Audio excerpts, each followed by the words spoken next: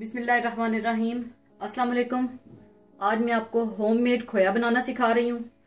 तो इसके लिए आप फुल क्रीम मिल्क 1/2 लीटर और 1/2 टीस्पून देसी घी या नॉर्मल घी या मक्खन ले लें। सबसे पहले आप दूध पकने के लिए रख दें।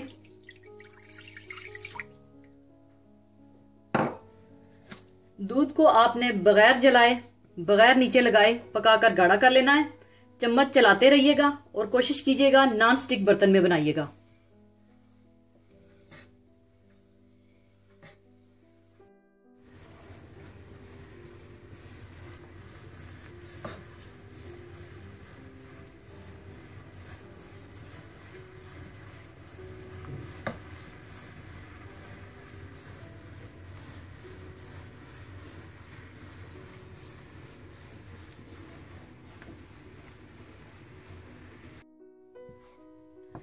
देखें दूध पककर गाढ़ा हो चुका है।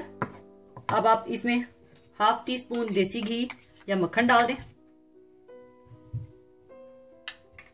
और इसको मजीद पका दें, मजीद गाढ़ा कर लें इसको।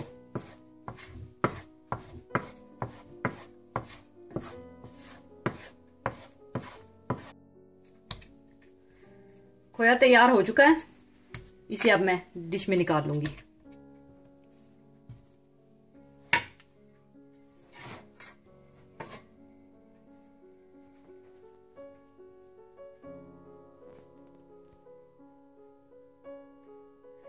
लीजिए, बहुत ही सॉफ्ट खोया तैयार है। ये देखें, बिल्कुल नरम खोया तैयार है। इसी खोए के साथ आप गुलाब जामुन भी बना सकते हैं। इसे आप जर्दे में, मुतंजन में या शाही टुकड़ों में या सवैयों में या गाजर के हलवे में, बहुत से मीठों में आप डाल सकते हैं। इसी के साथ मैं आपके साथ एक बहुत ही खूबसूरत हदीस शेयर करूंगी। हजरत जाबर रजी अल्लाह ताला अन्हा नबी सल्लल्लाहु अलैहि वसल्लम से रिवायत करते हैं कि आप सल्लल्लाहु अलैहि वसल्लम ने इरशाद फरमाया, क़यामत के रोज खुदा कुछ लोगों को चींटियों की शक्ल में उठाएगा। लोग इन्हें अपने कदमों से रौंदेंगे। पूछा जाएगा, ये चींटियों की शक्ल में कौन लोग हैं? इन्हें बताया जाएगा कि ये वो लोग हैं जो तकब्बुर करते थे। इसलिए हम सबको चाहिए कि हम तकब्बुर और गरूर से बचें और अपने अंदर आजिज़ी और इनकिसारी पैदा करें ताकि खुदा के अजाब से बचें। इसके साथ ही मैं आपसे इजाजत चाहूंगी। अपना बहुत ख्याल रखिएगा। अल्लाह हाफिज।